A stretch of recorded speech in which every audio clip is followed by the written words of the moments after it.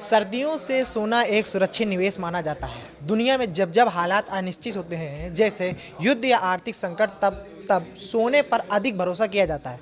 पिछले कुछ समय से तो सोने के भाव ने ऐसी उड़ान भरी है कि लोग अवाक ही रह गए हैं। किसी ने सोचा नहीं था कि 2023-24 में जो सोना 70,000 रुपये तोले के नीचे चलने वाला, गोल्ड 2025 में 1.25 लाख का भाव पार कर जाएगा।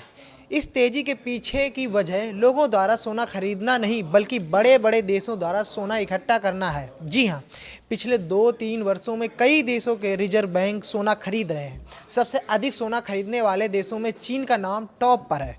चीन पिछले कुछ सालों से लगातार गोल्ड जमा कर रहा है, लेकिन क्यों? चलिए जानते हैं।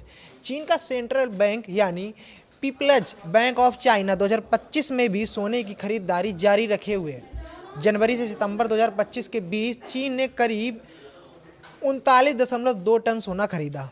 8 अक्टूबर 2025 तक चीन के पास कुल 2,298.5 टन सोना जमा हो चुका है। चीन पिछले 11 महीनों से बिना ब्रेक लिए गोल्ड खरीद रहा है। हर महीने वह औसतन 2 से 5 टन तक सोना खरीदता है। हालांकि सितंबर में खरीद थोड़ी कम रखी है और सिर्फ 0.4 टन सोना ही खरीदा है। अब सवाल यह है कि चीन इतना सोना खरीद ही क्यों रहा है। इसकी पहली वजह है कि अमेरिकी डॉलर पर अपनी निर्भरता कम करना। चीन के पास बड़ी मात्रा में डॉलर जमा है, लेकिन वह नहीं जानता है कि उसका भविष्य डॉलर पर टिकेगा या नहीं। डॉलर सिर्फ अमेरिकी इकोनॉमी पर टिका हुआ है, लेकिन सोना किसी देश की मुद्रा पर निर्भर नहीं होता है। हालांकि उसे सुरक्षित विकल्प कहा जाता है। इसीलिए दूसरी वजह है कि दुनिया बढ़ते तनाव और अनिश्चितता। रूस यूक्रेन युद्ध के बाद चीन जैसे देश चाहते हैं कि उनका पैसा ऐसी जगह निवेश हो जिसे कोई आसानी से छीन ना सके। रूस के साथ जो हुआ उसने कई देशों को सतर्क कर दिया है। तीसरी बड़ी वजह है कि बढ़ती महंगाई। 2025 सोने की कीमत करीब $3,900 प्रति औसत तक पहुंच गई थी। जब चीज़ों को दाम बढ़ते हैं तो सोना अपनी कीमत बनाए रखता है और पैसे की ताकत को गिरने से बचाता है। यही कारण है कि चीन इसे एक मजबूत आर्थिक कवच के रूप में देख रहा है। इसके अलावा चीन चाहता है कि उसकी अपनी मुद्रा की ताकत दुनिया में बढ़े। सोने का भंडार उसको इस मकसद को पूरा करने में मदद कर सकता है। चीन अकेला देश नहीं है जो इतना सोना खरीद रहा है। भारत, रूस और तुर्की जैसे देश, कई देशों के सेंट्रल बैंक भी हाल के वर्षों में लगातार गोल्ड जमा कर रहे हैं। 2022 से हर साल दुनिया के सेंट्रल बैंक 1,000 टन से ज़्यादा सोना खरीद रहे हैं। इसकी भी वजह वही है, डॉलर से दूरी, वैश्विक तनाव, महंगाई और लंबी अवधि की रणनीति। देश अब समझ चुके हैं कि सोना सिर्फ गहने के लिए नहीं, बल्कि आर्थिक सुरक्षा के लिए भी जरूरी है। भारत की बात करें तो आरबीआई के पास भी अच्छा खासा गोल्ड रिजर्व तैयार हो गया है। 8 अक्टूबर 2025 तक भारत के पास कुल 880 टन सोना है। इसमें से करीब 512 टन सोना देश में नागपुर और मुंबई की तिजोरियों में रखा गया है। बाकी सोना विदेशी बैंकों को सुरक्षित रखा गया है, जैसे बैंक ऑफ इंग्लैंड और bank of international settlement. Bharat के कुल विदेशी मुद्रा भंडार के सोने की हिस्सेदारी 11.7% है। पिछले 10 सालों में भारत ने भी अपने सोने के भंडार में अच्छी बढ़ोतरी की है।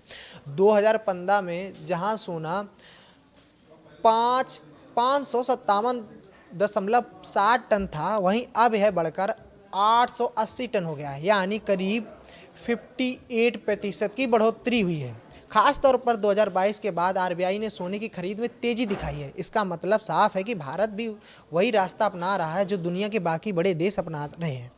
रूस ने बड़े पैमाने पर और लगातार खरीद की रणनीति अपनाई हुई है। साल 2022 में यूक्रेन पर हमले और पश्चिमी देशों के व्यापक प्रतिबंधों के बीच रूस का सोने का भंडार अपने चरम पर पहुंच गया।